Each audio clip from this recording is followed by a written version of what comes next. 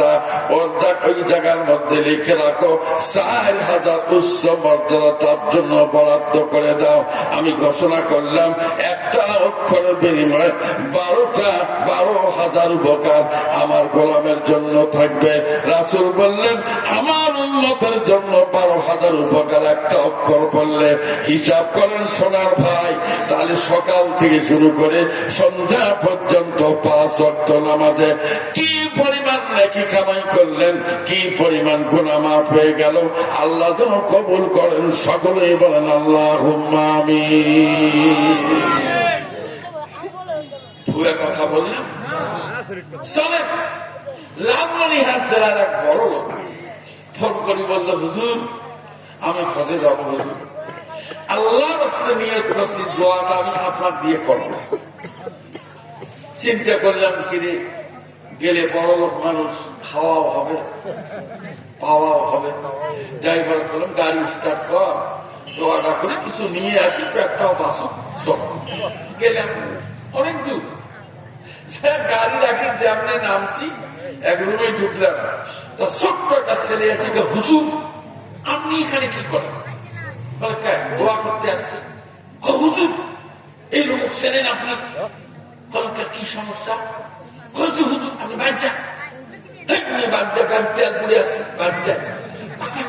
বাচ্চা হুজুর এই লোকের 22 বিঘে জমি সব নিজের পোলা নামে লিখে দিছি, আর 30,000 টাকা 3 নেক 10,000 10,000 10,000 দেখেছে। মা দুধ ভাত খাবি না, দোয়া করে গেলাম। বেটিক দিছে দোয়া, বেটাক দিছি 22 বিঘে জমি। এই কথা শুনে আরো দোয়া কালাম মুখস্থ থাকে। হায় আল্লাহ, এর হস্ত এখানেই ফাইনাল না কি কর?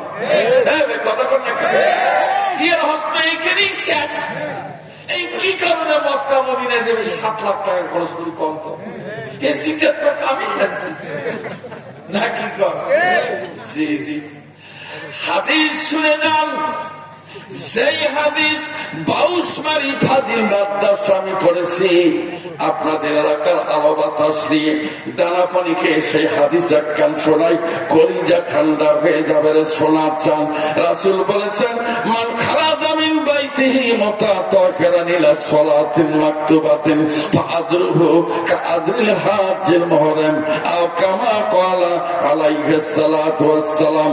আল্লাহর নবী বলেন, গরীব হোক ধনী হোক, যে কোনো স্তর যে কোনো মানুষ হোক না কেন, বাড়িতে অজু করে নিয়ে টুপি মাথায় দিয়া অনেস্টে প্যান্টেনা তারান দ্য লংগেস্ট ওয়াকি জিন্ডেড হাঁটি হাঁটি পা পা করে নামাজ পড়ার জন্য কোন গোলাম যখন বারান্দায় যায় কি আল্লাহকে বল, আল্লাহুম্মা আফতাহলি আবওয়াবা রাহমাতিকা।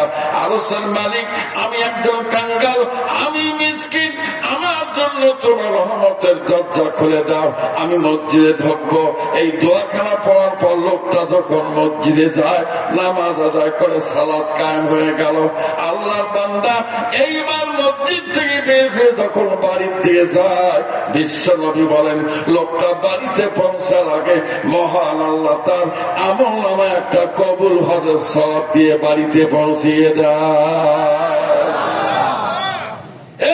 ভাই কোন খরচ আছে? কোন সিটেরি করা লাগলো? তাহলে 5 ওয়াক্ত নামাজে হজ কামাই হলো কয়টা? ঘুমাইছেন মনে হয়? কয়টা? সবাই বলেন 5টা। 4 পয়সার খরচ নাই, সিটেরি বাট পারি কিছু করা লাগলো না। খালি আমি চিন্তা করি, বেটারে 22 বিঘে জমি তোমার বেটার নামে লিখে দাও। এই 22 বিঘে বেটির নামে লিখে দিয়ে বেটার কাছে 10,000 টাকা নিয়ে যদি প্রস্তাব দেয়, তো আল্লাহর কসম আমার বিশ্বাসে বুড়ে বয়সে যে কটা দাঁত আছে এক থাপড়ে দাঁত সব ফালি দিত বেটা। কথা বলেন, কথা বলেন। তোমার কে বলছে অজগবি মক্কা মদিনায় যা লাল রুমের মাথা দিয়ে ফিরিয়েছিল? বাবা দোয়া করবেন গো, আমি আল্লাহ দিলে পবিত্র মক্কায় গেছিলাম, আল্লাহ জিয়ারত করে এলাম। বাবু দোয়া করেন। তো কি দোয়া করেন? তুই তো শিখে নাকি কর নাকি কর করল কি? আর বলবো না, আর কথা বাড়াবো না। আজকের এবারে আমি আপনাদের কেয়ার করে ডিস্টার্ব করবো না। সুযোগ হলে দেখা হবে, কথা হবে। তবে এতটুকুন কথা ফাইনাল করে দিয়ে যেতে চাই। সোনার ভাইরা, একটা কথা শুধুমাত্র আমার মনে রাখবেন, আল্লাহকে যদি আপনি বন্ধু বানাইতে না পারেন, আল্লাহর কসম, আপনার আমার দিনী ভাই, আপনার আমার অত্যন্ত মহব্বতের আমার প্রাণের ভাই, আমি আপনাদেরকে অনুরোধ করলাম, বন্ধু যদি আল্লাহকে বানাইতে না পারেন, দয়া করে মায়া করে আল্লাহর রাস্তে কবরে যাওয়ার সিদ্ধান্ত নেবেন না। আজরাইল খায় না ঘুষ, শোনো রে মানুষ, আজরাইল খায় না ঘুষ, শোনো রে মানুষ, কি হবে কালো টাকার পাহাড় গড়িয়া, আইসো একা যাইবে একা 3 টুকরা কাপড় লইয়া, আইসো একা যাইবে একা 3 টুকরা কাপড় লইয়া, আইসো একা যাইবে একা 3 টুকরা কাপড় লইয়া।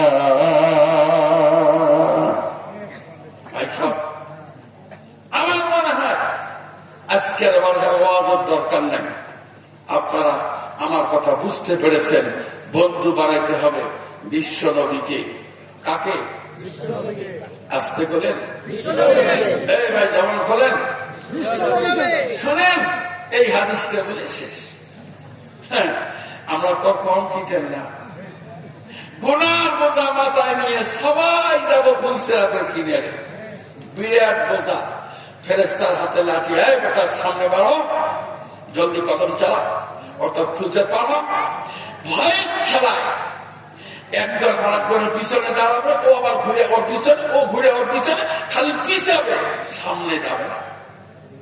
আমার ভাইয়েরা, এই পুলিশের মারির ভয়, ফেরেশতাদের মারের ভয়, ওই সময় কিছু উম্মত রাসূলকে ডাকবেন, নবী গো, আপনার উম্মত মহা বিপদগ্রস্ত, মেহেরবানি করে দয়া করে মায়া করে এক্ষুনি আসেন, না হলে আমাদের পিঠের চামড়া থাকে না, চিকন রাস্তা, বিরাট বোঝা কেমন করে পার হয়, কোথায় দয়ার নবী সদর দাস রহমাতুল লিল আলামিন, মসজিদে ইউসুফ হামানুয়ে জমিন, আকিয়া মদনু ফলক মেরাজেও, আম্বিয়া ও আম্বিয়া মুহতাজেও।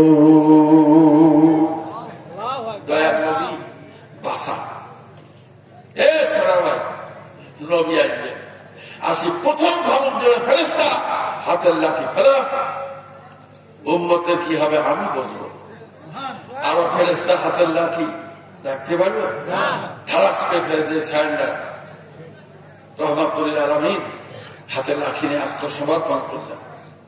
সেইবার রাসূল বলে, আল্লাহ কা গোলাম, টোপলা খরো দেহি, ওর মধ্যে কি করছে, কি গোনা তো দেখি, মাইন্ড করেন না, কাউকে বলেন না, বলবেন নাকি?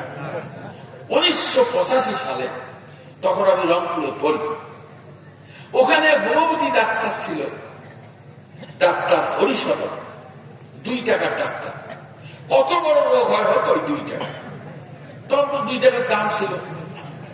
যাই হোক, ওই লাইন ধরে ওষুধ নেওয়া লাগে, 7 দিন যায় ওষুধ নিতে। তা আমি ওখানকার স্টুডেন্ট লিডার, ছাত্রদের নেতা, আমি ডাইরেক্ট বললাম, বাবু আমি গ্রেটার রংপুরের স্টুডেন্ট লিডার, আমার তো লাইনে দাঁড়ানোর সময় না, আচ্ছা বাবু বসো বসো। এই সময় লঙ্গি পড়া এক লোক রুমে ঢুক, আরে কি হয়েছে তো, কয় সার কি আর করুন, যেটা দিয়ে মতে ওর মাথায় ঘাও, কি বেকায় তার রোগ বোঝেন নাই, ওদিকে খোলা মালা পাওয়া যায়, বোঝেন না সমস্যা। জি, এখন ডাক্তারে দেয় কাপড় তো, সেই কাপড় তলে রেখে কাজ করে ফাজলামো করার সময় ঠিকই করো, এখন কাপড় তোলে, আমি বসাই আছি, কাপড় তোলা কি দেখলাম ডাক্তার বাবু, গরিব মেয়েছেন বাবু জিনিস,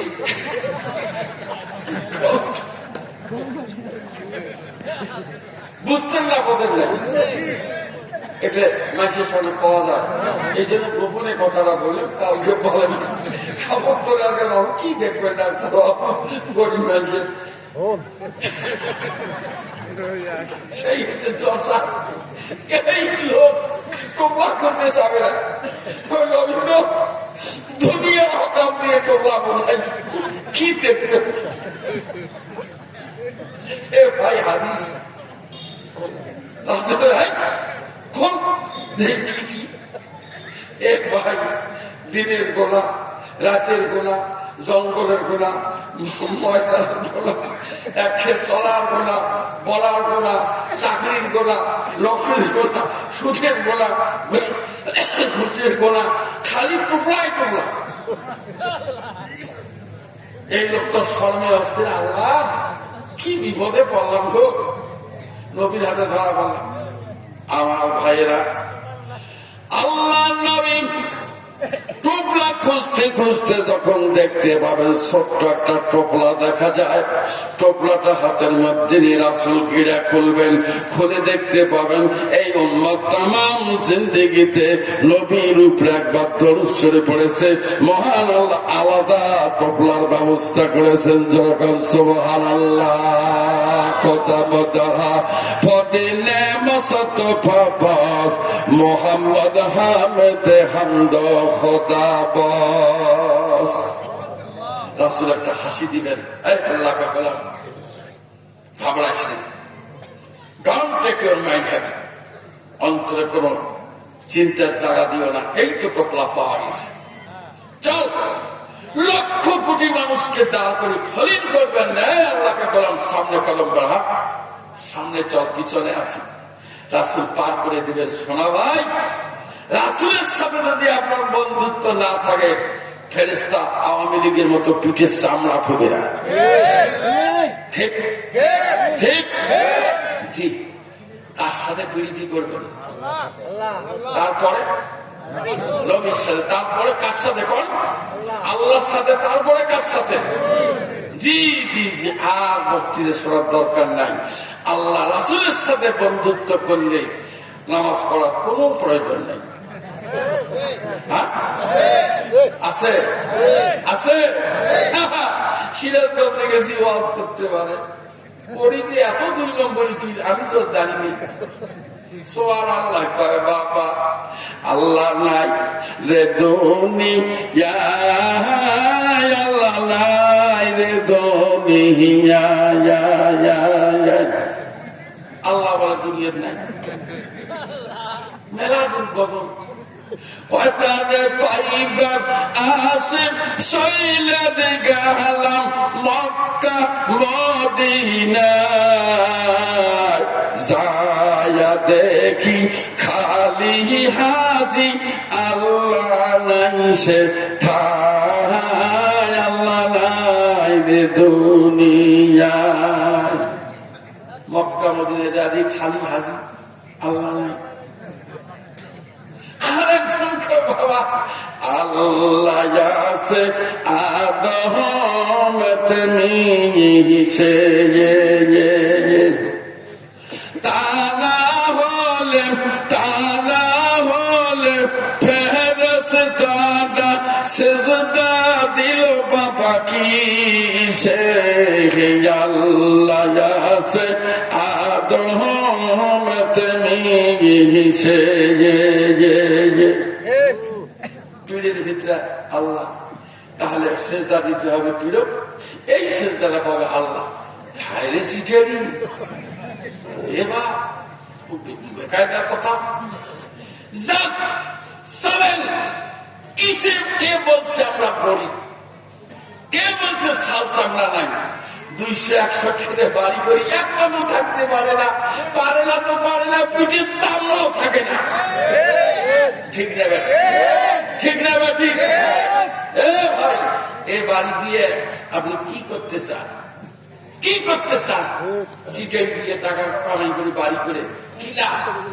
চক্ষু 2 খান বন্ধ হবে, আজ না হলে কাল, আজরাল এসে খুলবে যেদিন মননের ভার।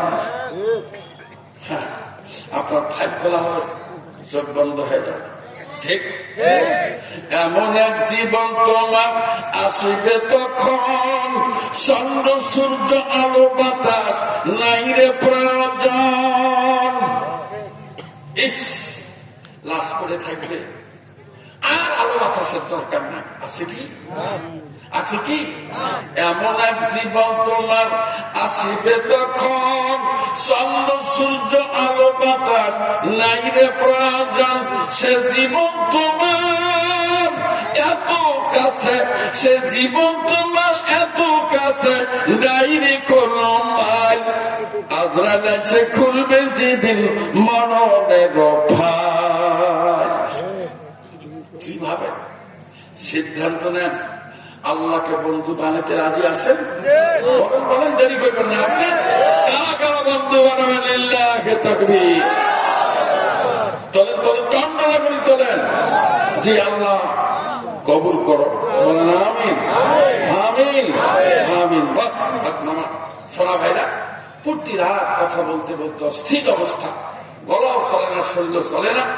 তারপর আমি আপনাদের সামনে ছোট্ট একটা ট্রফিক right method of application Quran হাদিসের মাধ্যমে বুঝাবার চেষ্টা করলাম। এবার আমি আপনাদের সর্বশেষ বলতেছি, ভাইজান, যদি কোনো লোক এখনো থেকে থাকেন যে এই অক্তি মসজিদটাকে একটু আপডেট করার জন্য, ভালো করার জন্য আমিও শরিক হব, এমন কোন ভাই যদি থাকেন,